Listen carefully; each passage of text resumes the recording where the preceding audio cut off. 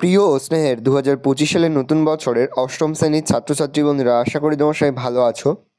আজ আমরা যে বিষয়টা নিয়ে আলোচনা করব, অষ্টম শ্রেণীর থার্ড সামারি অর্থাৎ ফাইনাল পরীক্ষার ইতিহাসের কোশ্চেন পেপার নিয়ে। দেখো সরাসরি স্ক্রিনে অষ্টম শ্রেণীর থার্ড সামারি অর্থাৎ ফাইনাল পরীক্ষার ইতিহাসের কোশ্চেনটা দেখতে পাচ্ছ। ফুল মার্কস তোমাদের রয়েছে 70 আর সময় তোমাদের রয়েছে 2 ঘন্টা 30 মিনিট। দেখো কয়েক দাগে রয়েছে সঠিক উত্তর নির্বাচন করো যে কোনো 14টি প্রশ্নের মান 1 করে 1 × 14 = 14। জাতীয় মেলার পরবর্তীকালে নাম হয় আত্মীয় সভা, হিন্দু মেলা, পৌষ মেলা, ব্রহ্ম মেলা সভা। উত্তর হবে হিন্দু মেলা। ফোর্ট উইলিয়াম কলেজ প্রতিষ্ঠিত হয় 1800 খ্রিস্টাব্দে, 1801 খ্রিস্টাব্দে, 1802 খ্রিস্টাব্দে, 1900 খ্রিস্টাব্দে। উত্তর হবে 1800 খ্রিস্টাব্দে। কলকাতার হিন্দু কলেজ প্রতিষ্ঠিত হয় 1815, 1817, 1821, 1917 খ্রিস্টাব্দে, 1817 খ্রিস্টাব্দে।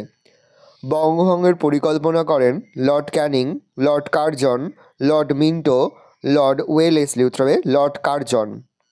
পশ্চিমবঙ্গের পঞ্চায়েত ব্যবস্থার দ্বিস্তর হল পঞ্চায়েত সমিতি, পৌরসভা, গ্রাম পঞ্চায়েত, জেলা পরিষদ। উত্তর হবে পঞ্চায়েত সমিতি। পরের প্রশ্ন, ভারতীয় সিভিল সার্ভিস ব্যবস্থার প্রবর্তক ছিলেন Warren Hastings, Lord Cornwallis, Lord Wellesley, Lord Dalhousie. Lord Cornwallis. বাংলার নদীপথগুলির জরিপ করেছিলেন Warren Hastings, James Rennell, Lord Cornwallis, colonel Sleeman. উত্তর হবে জেমস রেনেল। দিকু বলা হতো বহিরাগত ব্যবসায়ীদের, স্থানীয় ব্যবসায়ীদের, জমিদারদের, বহিরাগত মহাজনদের। উত্তর হবে বহিরাগত ব্যবসায়ীদের। জাতীয় কংগ্রেসের প্রথম অধিবেশন বসেছিল কলকাতায়, দিল্লিতে, বোম্বাইতে, মাদ্রাজে। বোম্বাইতে। মহাত্মা গান্ধী কোন আন্দোলনের সঙ্গে খিলাফত আন্দোলনকে যুক্ত করেছিলেন? বঙ্গভঙ্গ বিরোধী আন্দোলন, অসহযোগ আন্দোলন, আইন অমান্য আন্দোলন, ভারত ছাড়ো আন্দোলন। অসহযোগ আন্দোলন। মোহাম্মদ জিয়াউদ্দিন ছদ্মনামে দেশ ত্যাগ করেছিলেন সূর্য সেন, ভগৎ সিং, মহাত্মা গান্ধী, সুভাষচন্দ্র বসু। সুভাষচন্দ্র বসু। সাম্প্রদায়িক বাটোয়ারা নীতি ঘোষণা করেছিলেন Lord Curzon, Lord Minto, Lord Wavell, Ramsay MacDonald. ভারতীয় সংবিধানের মূল রূপকার ছিলেন Jawaharlal Nehru, doctor Rajendra Prasad, doctor B R. Ambedkar, Mahatma Gandhi. Doctor B R. Ambedkar. রাষ্ট্রপতি দ্বারা নিযুক্ত রাজসভার সদস্য সংখ্যা হল 2, 5, 10, 12। পাকিস্তান রাষ্ট্রের কথা প্রথম বলেন চৌধুরী রহমত আলী, মহাত্মা গান্ধী, জওহরলাল নেহরু, ফজলুল হক, চৌধুরী রহমত আলী।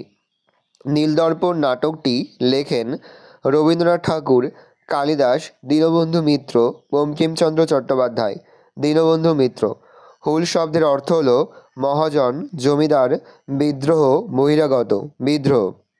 ভারতে ইস্ট ইন্ডিয়া কোম্পানির প্রথম গভর্নর জেনারেল ছিলেন Lord Wellesley, Lord Warren Hastings, Lord Bentinck, Lord Clive. উত্তর হবে লর্ড ওয়ারেন হেস্টিংস।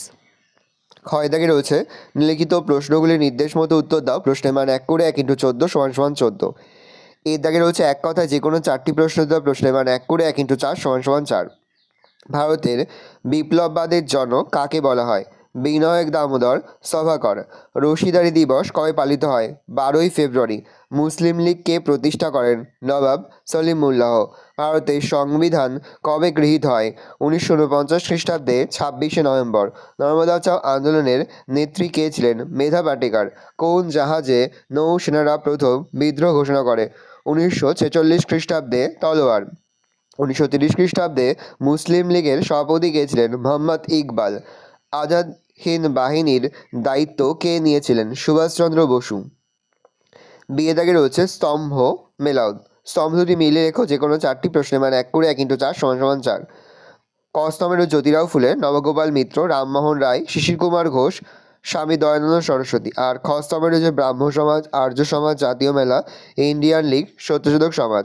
জ্যোতিরাও ফুলে হবে সত্যশোধক সমাজ, নবগোপাল মিত্র হবে জাতীয় মেলা, রামমোহন রায় হবে ব্রাহ্ম সমাজ, শিশির কুমার ঘোষ হবে ইন্ডিয়ান লীগ, আর স্বামী দয়ানন্দ সরস্বতী হবে আর্য সমাজ।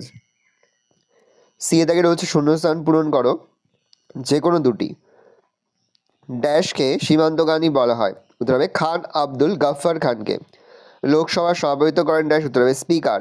তাম্রলিপ্ত জাতীয় সরকারের সর্বাধিনায়ক ছিলেন ড্যাশ? উত্তর হবে সতীশ চন্দ্র সামন্ত। আত্মীয় সভা প্রতিষ্ঠা করেন ড্যাশ? উত্তর হবে রাজা রামমোহন রায়। প্রশ্ন, ড্যাশ PN ঠাকুর ছদ্মনাম গ্রহণ করেন? রাসবিহারী বসু। ডিএ দাগে রয়েছে ঠিক হলে ঠিক আর ভুল হলে ভুল নির্বাচন করো, যে কোনো তিনটি প্রশ্নের মান 1 করে 1 × 3 = 3। পশ্চিমবঙ্গের প্রথম মুখ্যমন্ত্রী ছিলেন শ্রী প্রফুল্লচন্দ্র ঘোষ। এটা যদি ঠিক তাহলে ঠিক লিখব। সাইলেন্ট ভ্যালি আন্দোলনের লক্ষ্য ছিল অরণ্য ধ্বংস করা। এটা যদি ভুল তাহলে ভুল লিখব। কেরি ছিলেন শ্রীরামপুর মিশনারির সদস্য। এটা ঠিক তাহলে ঠিক লিখব। সুপ্রিম কোর্টের প্রথম প্রধান বিচারপতি ছিলেন ওয়ারেন হেস্টিংস। এটা যদি ভুল তাহলে ভুল লিখব।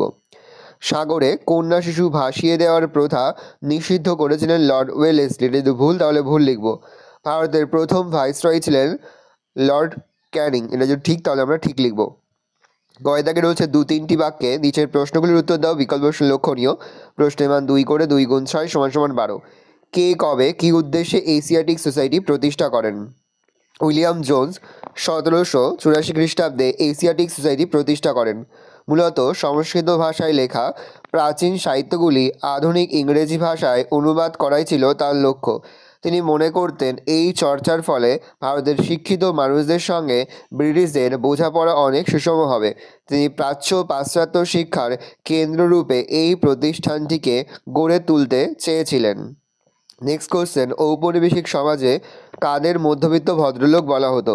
ঔপনিবেশিক শাসনকালে ভারতীয় সমাজে পরিবর্তন ঘটেছিল।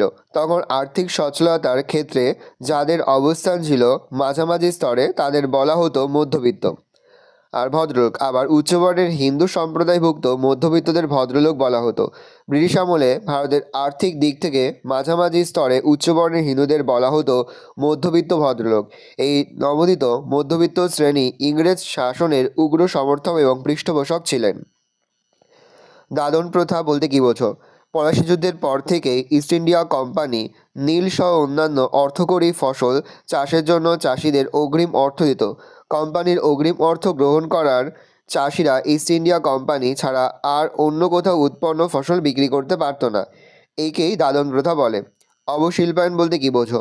অবশিল্পায়নের সংজ্ঞা নিয়ে মতভেদ থাকলেও বলা যায় যে শিল্পায়নের বিপরীতধর্মী অবস্থাই হলো অবশিল্পায়ন। ব্রিটিশ শাসনাধীনে ভারতে চিরাচরিত ও ঐতিহ্যশালী হস্তশিল্প কুটির শিল্পের ধ্বংস সাধনকেই মূলত অবশিল্পায়ন বলা হয়। অবশিল্পায়নের ফলে কর্মহীনতা তৈরি হয়, কুটির শিল্পের ধ্বংসসাধন ঘটে, শহরগুলিতে শ্রীহীনতা দেখা দেয়, ভারত কাঁচামাল সরবরাহে দেশে রূপান্তরিত হয়। মহাবিদ্রোহের প্রত্যহ কারণ কী? 1857 খ্রিস্টাব্দের গোড়ার দিকে গুজব ছড়ায় যে নতুন এনফিল্ড রাইফেলের টোটাগুলিতে গরু ও শূকরের চর্বি মেশানো রয়েছে। এই টোটাগুলি রাইফেলে ভরার আগে দাঁত দিয়ে কেটে নিতে হতো। এর ফলে সিপাহীদের মনে বিশ্বাস তৈরি হয় যে কোম্পানি ষড়যন্ত্র করে রাইফেলের টোটার মাধ্যমে তাদের জাত ও ধর্ম নষ্ট করার চেষ্টা করছে। তাই এনফিল্ড রাইফেল ব্যবহারের প্রতিবাদে সিপাহীরা বিদ্রোহ ঘোষণা করে। সভা সমিতির যুগ বলতে কী বোঝো? 1857 খ্রিস্টাব্দে মহাবিদ্রোহের পর 1885 খ্রিস্টাব্দে ভারতীয় জাতীয় কংগ্রেস প্রতিষ্ঠার আগে পর্যন্ত সময়কালকে সাধারণ সভা সমিতির যুগ নামে অভিহিত করা হয়। এই যুগের বিভিন্ন সভা সমিতিগুলি হলো ইন্ডিয়ান লীগ, ভারত সভা বা ইন্ডিয়ান অ্যাসোসিয়েশন, হিন্দুমেলা, পুনা সার্বজনীন সভা, মাদ্রাজ মহাজন সভা প্রভৃতি। হিউম ডারফিন সচেতন কী? হিউমের ইয়নিকার উইলিয়াম ওয়েডারবার্ন জানান, হিউম ও বার্নার্ড ডারফিনের যৌথ উদ্যোগে জাতীয় কংগ্রেসের সৃষ্টি হয়। জাতীয় কংগ্রেস প্রতিষ্ঠার এই উদ্যোগ হিউম ডারফিন ষড়যন্ত্র বা ষড়যন্ত্র নামে পরিচিত। নরমপন্থী ও চরমপন্থী নেতার নাম। নরমপন্থী নেতা হচ্ছে উমেশচন্দ্র বন্দ্যোপাধ্যায়, সুরেন্দ্রনাথ বন্দ্যোপাধ্যায়। চরমপন্থী নেতার নাম বালগঙ্গাধর তিলক আর বিপিনচন্দ্র পাল। কাকোরি ষড়যন্ত্র মামলা কি? ভগৎ সিং ও তার অনুগামীদের বিরুদ্ধে 1925 খ্রিস্টাব্দে যে ষড়যন্ত্র মামলা হয় তার নাম কাকোরি ষড়যন্ত্র মামলা। কাকোরি রেল স্টেশনে রেল ডাকাতির অভিযোগে ব্রিটিশ সরকার ভগৎ সিং ও তার সহযোগীদের বিরুদ্ধে এই মামলা করে। এই মামলার রায় অনুসারে রামপ্রসাদ বিসমিল, আশফাক উল্লাহ সহ 4 জনের ফাঁসি হয়। র্যাডক্লিফ লাইন সম্পর্কে কী জানায় বা কী জানো? আশফাক উল্লাহ সহ 4 জনের ফাঁসি হয়। নেক্সট, র্যাডক্লিফ লাইন সম্পর্কে কী জানো? নানান তর্ক বিতর্ক ও চিন্তাভাবনার পর লর্ড মাউন্টব্যাটেন যে ভারত ভাগের পরিকল্পনা উপস্থাপন করেন তা কংগ্রেস ও মুসলিম লীগ উভয়েই মেনে নেয়। এই পরিকল্পনায় বাংলা ও পাঞ্জাবকে ভাগ করার জন্য দুটি পৃথক সীমান্ত কমিশন গঠন করা হয়। দুই কমিশনেই লীগ ও কংগ্রেস থেকে দুজন করে সদস্য ছিলেন। সাম্প্রদায়িক বাটোয়ারা আইন কি? যে নীতির দ্বারা র্যামসে ম্যাকডোনাল ভারতের সংখ্যালঘু সম্প্রদায়ের জন্য নির্বাচন মণ্ডলীতে আসন বরাদ্দ করে পৃথক নির্বাচনের অধিকার দেয়, সেটি হলো সাম্প্রদায়িক বাটোয়ারা নীতি। সাধারণতন্ত্র দিবস কবে এবং কেন উদযাপন করা হয়? 1950 খ্রিস্টাব্দে 26শে জানুয়ারি দিনটি ভারতে সাধারণতন্ত্র দিবস হিসাবে উদযাপন করা হয়। এই দিন থেকে স্বাধীন ভারতের সংবিধান কার্যকর করা হয় বলে দিনটিকে সাধারণতন্ত্র দিবস হিসাবে উদযাপন করা হয়। ভারতের প্রধানমন্ত্রী কীভাবে নিযুক্ত হয়? ভারতে 5 বছর অন্তর যে লোকসভা নির্বাচিত হয় তাতে সংখ্যাগরিষ্ঠ দল বা জোটের নেতা বা নেত্রী প্রধানমন্ত্রী হন। ভারতের রাষ্ট্রপতি প্রধানমন্ত্রীকে নিয়োগ করে। প্রধানমন্ত্রীর পরামর্শ মতো রাষ্ট্রপতি অন্যান্য কেন্দ্রীয় মন্ত্রীদের নিয়োগ করে। ঘয়ের দাগে রয়েছে নিম্নলিখিত প্রশ্নগুলির 4 থেকে 5টি বাক্যে উত্তর দাও। বিকল্প প্রশ্ন লক্ষণীয়। প্রশ্নের মান 3 করে 3 গুণ 5 = 15। প্রথম, ইলবার্ট বিল আন্দোলন কাকে বলে? চৌরি চৌরার ঘটনা কি? মাউন্টব্যাটেন পরিকল্পনা কি? আলিগড় আন্দোলন সম্পর্কে কী জানো লেখো। পাকিস্তান প্রস্তাব সম্পর্কে সংক্ষিপ্ত টিকা লেখো। ভারতের রাষ্ট্রপতি পদের যোগ্যতা কি? সাম্প্রদায়িকতা তৈরিতে দ্বিজাতি তত্ত্বের ভূমিকা কতখানি?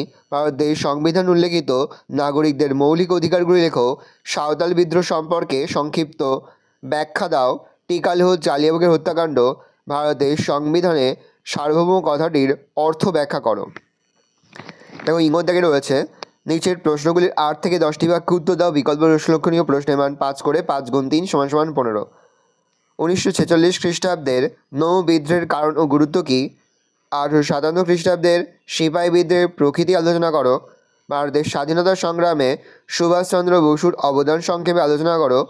19 শতকের সংস্কার আন্দোলনে ডিরোজি এবং নববঙ্গ গোষ্ঠীর অবদান উল্লেখ করো।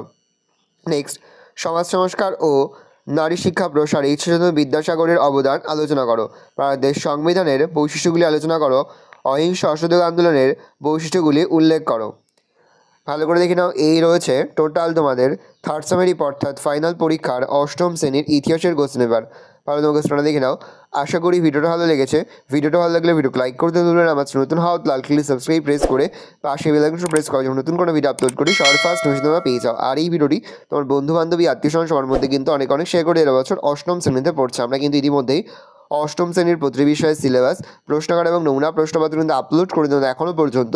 সেই ভিডিওগুলো না দেখে থাকো, ভিডিওগুলো কিন্তু তাড়াতাড়ি দেখে নাও। আশা করা যায় প্রতি বছর না এই বছরও তোমরা কিন্তু আমাদের সাজেশন অংশ থেকেই সমস্ত প্রশ্নই কিন্তু কমন পেয়ে যাবে।